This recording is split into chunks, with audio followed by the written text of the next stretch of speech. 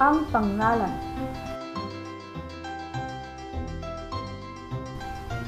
Ang pangalan ay salita o lipo ng mga salitang tumutukoy sa ngalan ng tao, bagay, hayop, pook o pangyayari. Mga halimbawa ng tao: Binibining Sanchez, Marco, Sanggol. Mga mag-aaral. Mga halimbawa ng gamit: orasan, laptop, camera, robot. Mga halimbawa ng hayop: muning, brownie, leon, loro.